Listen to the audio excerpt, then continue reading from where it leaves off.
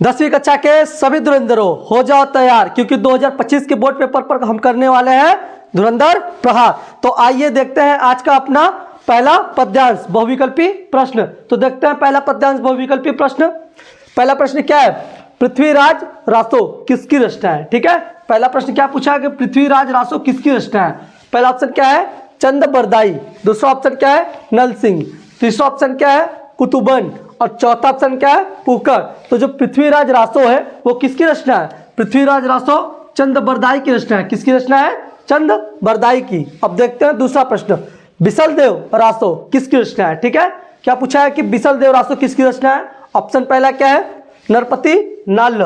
दूसरा ऑप्शन है दलपति विजय। तीसरा ऑप्शन है जगनीक और चौथा ऑप्शन है मंजन। तो जो बिसल देव रासो है वो किसकी रचना है? नरपति नाल्ल की रचना है। ठीक, अब देखते हैं अगला प्रश्न, नूर मोहम्मद की रचना है। किसकी? नूर मोहम्मद की। पहला ऑप्शन है मधुमालती। दूसरा ऑप्शन है मृगावती। तीसरा ऑप्शन है इंद्रावती और चौथा ऑप्शन है राग गोविंद। तो जो नूर मोहम्मद की रचना है वो है इंद्रावती।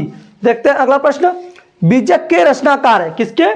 बीजक के। ठीक है, बहुत ही फेमस क्वेश्चन है कि बीजक के रचनाकार बहुत पेपर में पूछता है। पहला प्रश्न ऑप्शन क्या है? सूरदास। दूसरा ऑप्शन है कबीरदास। तीसरा ऑप्शन है रसखान और चौथा ऑप्शन है भिखारी दास। तो जो बीजक के रचनाकार है वो कौन है? कबीरदास जी है। कौन है? कबीरदास। अब देखते हैं अगला प्रश्न, मलिक मोहम्मद जायसी की रचना है। किसकी? मलिक मोहम्मद जायसी की। पहला ऑप्शन क्या है? पद्मावत। दूसरा ऑप्शन क्या है? अखरावट। तीसरा ऑप्शन है आखिरी कलाम और चौथा है ये सभी। तो ये सभी मलिक मोहम्मद जायसी की ये तीनों रचनाएं हैं, मतलब ये सभी। ठीक, रहीम की रचना है। ठीक है, पहला ऑप्शन है श्रृंगार सत्सई। दूसरा ऑप्शन है सत्सई श्रृंगार। तीसरा ऑप्शन है मतीराम सत्सई और चौथा ऑप्शन है वीर सत्सई। तो देखिए जो रहीम की रचना है मतीराम, जैसे नाम से ही पता चल रहा है ये तो मतीराम की है, मतलब ये नहीं होगा। वीर सत्सई नहीं, ये वियोगी हरि की है। ये दोनों तो नहीं हुए, लेकिन इन्हीं दोनों में श्रृंगार सत्सई और सत्सई श्रृंगार में कोई एक रचना है जो रहीम की है। ठीक, तो रहीम की कौन सी रचना है? श्रृंगार। श्रृंगार सत्सई किसकी रचना है? रहीम की। अब देखते हैं अगला प्रश्न, रसिक प्रिया के रचनाकार है। किसके? रसिक प्रिया के। पहला ऑप्शन है भारतेंदु हरिश्चंद्र। दूसरा ऑप्शन है केशव दास। तीसरा ऑप्शन है कबीरदास और चौथा ऑप्शन है भिखारी दास। तो जो रसिक प्रिया के रचनाकार है वो कौन है? केशव दास जी है। कौन है? केशव दास। अब देखते हैं अगला प्रश्न क्या है, श्रृंगार मंजरी किसकी रचना है? श्रृंगार मंजरी किसकी रचना है? पहला ऑप्शन है चिंतामणि। दूसरा ऑप्शन है देव। तीसरा ऑप्शन है भूषण और चौथा ऑप्शन है मतीराम। तो जो श्रृंगार मंजरी है वो चिंतामणि जी की रचना है। किसकी रचना है? चिंतामणि। मतीराम सत्सई की रचनाकार है। जैसा कि हम आपको बताएं कि मतीराम से पता क्या चला कि मतीराम, ठीक, नाम में ही बता दिया गया कि मतीराम सत्सई के रचनाकार, तो मतलब मतीराम। भूषण, बिहारी, देव, मतीराम, मतलब ये ऑप्शन नंबर 4 सही होगा। अब देखते हैं 10वां प्रश्न, सत्सई श्रृंगार के रचनाकार। अब देखिए क्या क्वेश्चन में ट्विस्ट है, सत्सई श्रृंगार के रचनाकार है। श्रृंगार दिया है, आपको क्या पूछ रहा है? रचनाकार मतलब लेखक और कवि किसी एक मतलब पूछ रहा है। तो देखते हैं, पहला ऑप्शन है रहीम। दूसरा ऑप्शन है सूरदास। तीसरा ऑप्शन है भारतेंदु हरिश्चंद्र और चौथा ऑप्शन है बिहारी। तो देखिए रहीम की तो रचना क्या थी? श्रृंगार। रहीम में क्या था? श्रृंगार पहले था, सत्सई बाद में, मतलब ये तो रहीम की रचना नहीं है। जैसा कि देखिए यहाँ पर है रहीम की रचना श्रृंगार सत्सई, मतलब ये तो नहीं है। अब देखिए सूरदास, क्या ये सूरदास की रचना है? सत्सई श्रृंगार नहीं। भारतेंदु हरिश्चंद्र, हाँ, तो ये किसकी रचना है? भारतेंदु हरिश्चंद्र। क्या लिखे? सत्सई श्रृंगार। तो आते हैं अपने अगले प्रश्न की तरफ। तो देखते हैं अपना अगला प्रश्न क्या है, सुमित्रानंदन पंत की रचना है। क्या है? सुमित्रानंदन पंत की रचना। पहला ऑप्शन है लोकायतन।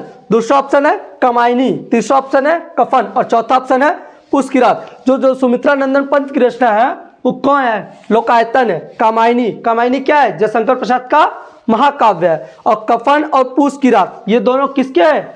प्रेमचंद्र के। किसके? मुंशी प्रेमचंद्र की रचना है। ग्रंथि के रचनाकार है। पहला ऑप्शन है प्रसाद।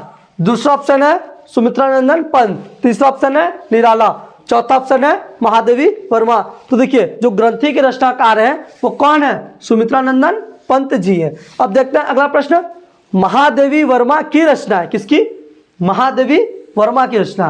पहला ऑप्शन है दीपशिखा। दूसरा ऑप्शन है गीत हंस। तीसरा ऑप्शन है वीणा और चौथा ऑप्शन है दोहावली। तो जो महादेवी वर्मा की रचना है वो क्या है? दीपशिखा है। देखते हैं अगला प्रश्न, मैथिली शरण गुप्त की रचना नहीं है। देखिए ढंग से क्वेश्चन पढ़िए, मैथिली शरण गुप्त की रचना नहीं है बोला है। ठीक, पहला ऑप्शन है साकेत, दूसरा ऑप्शन है भारत भारती, तीसरा ऑप्शन है भारत दुर्दशा और चौथा ऑप्शन है जयद्रथ वध। तो जो मैथिली शरण गुप्त की रचना नहीं है वो कौन सी है? भारत दुर्दशा, क्योंकि ये इसके लेखक कौन है? भारतेंदु हरिश्चंद्र जी हैं। ठीक, सुभद्रा कुमारी चौहान की रचना है। किसकी? सुभद्रा कुमारी चौहान की। पहला ऑप्शन है मुकुल, दूसरा ऑप्शन है रंग में भंग, तीसरा ऑप्शन है युगपत और चौथा ऑप्शन है युगांत। तो जो सुभद्रा कुमारी चौहान की रचना है वो क्या है? मुकुल है। अब देखते हैं अगला प्रश्न, पंचवटी किसकी रचना है? किसकी? पंचवटी किसकी रचना है पूछ रहा है। ठीक, और पहला ऑप्शन क्या है?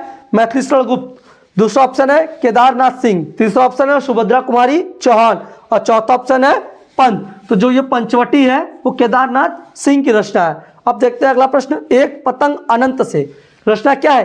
एक पतंग अनंत से के रचनाकार है? पहला ऑप्शन क्या है? अशोक वाजपेयी, दूसरा ऑप्शन है श्याम नारायण पांडे, तीसरा ऑप्शन है त्रिपाठी और चौथा ऑप्शन है गुप्त। तो जो एक पतंग अनंत के रचनाकार हैं वो है अशोक वाजपेयी जी। ठीक, अब देखते हैं अगला प्रश्न, नरेंद्र शर्मा की रचना है। किसकी?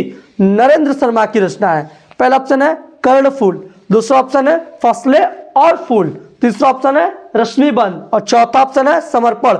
तो जो नरेंद्र शर्मा की रचना है वो कौन क्या है? कर्णफूल है। ठीक, देखते हैं अगला प्रश्न, निर्जा के रचयिता का नाम है। किसके? निर्जा के रचयिता का नाम। पहला ऑप्शन है प्रसाद, दूसरा ऑप्शन है निराला, तीसरा ऑप्शन है महादेवी वर्मा और चौथा ऑप्शन है डॉक्टर रामकुमार वर्मा। तो जो निर्जा के रचयिता का नाम है उनका नाम है क्या? महादेवी वर्मा। ठीक, अब द्विवेदी युग से संबंधित ग्रंथ है। क्या पूछा? द्विवेदी युग से संबंधित ग्रंथ पूछा है, ग्रंथ। ठीक, तो पहला ऑप्शन क्या है? साकेत, दूसरा ऑप्शन है यामा, तीसरा ऑप्शन है पल्लव और चौथा ऑप्शन है कामायनी। तो जो द्विवेदी युग से संबंधित ग्रंथ है वो कौन है? साकेत है। ठीक, तो आते हैं हम अपने अगले प्रश्न की तरफ। प्रश्न क्या है? रासो ग्रंथ में प्रयुक्त हुई भाषा का नाम। ठीक है, क्या है कि रासो ग्रंथ में प्रयुक्त हुई भाषा का नाम पूछ रहा है। ठीक, पहला ऑप्शन क्या है? डिंगल, दूसरा ऑप्शन क्या है? पिंगल, तीसरा ऑप्शन क्या है? दोनों और चौथा ऑप्शन क्या है? फ्रेंच। तो जो रासो ग्रंथ में प्रयुक्त हुई भाषा है वो डिंगल व पिंगल दोनों भाषा है। ठीक है, अब देखते हैं अगला प्रश्न क्या है? आला खंड भारत के किस हिस्से में गाया जाता है? ठीक, प्रश्न क्या है कि आला खंड भारत के किस हिस्से में गाया जाता है? ऑप्शन पश्चिम भारत, दूसरा दक्षिण भारत, तीसरा उत्तर भारत और चौथा पूर्वी भारत। तो जो आला खंड है वो भारत के उत्तर भारत में गाया जाता है। किस हिस्से में? उत्तर भारत में। ठीक, देखते हैं अगला प्रश्न, सारंगधर के रचनाकार है। किसके? सारंगधर के रचनाकार का नाम पूछ रहा है। पहला ऑप्शन है परमल रासो, दूसरा ऑप्शन है हमीर रासो, तीसरा ऑप्शन है खुमान रासो और चौथा ऑप्शन है बिशलदेव रासो। तो जो सारंगधर के रचनाकार है वो है हमीर रासो। ठीक, देखते हैं अगला प्रश्न क्या है? रीति मुक्त कवि कौन है? पहला ऑप्शन है मतीराम, दूसरा ऑप्शन है आलम, तीसरा ऑप्शन है पंत और चौथा ऑप्शन है प्रसाद। ठीक, तो जो रीति मुक्त कवि है वो कौन है? आलम। कौन है? आलम। अब देखते हैं अगला प्रश्न क्या है? भूषण किस युग के कवि हैं? ठीक, भूषण किस युग के कवि हैं पूछ रहा है। पहला ऑप्शन है आदिकाल, दूसरा ऑप्शन है भक्ति काल, तीसरा ऑप्शन है रीतिकाल और चौथा ऑप्शन है आधुनिक काल। तो जो भूषण जी है वो रीतिकाल के कवि हैं। किस काल के कवि हैं? रीतिकाल के। हम आपके लिए लेके आएंगे पद्यांश का अगला महत्वपूर्ण बहुविकल्पी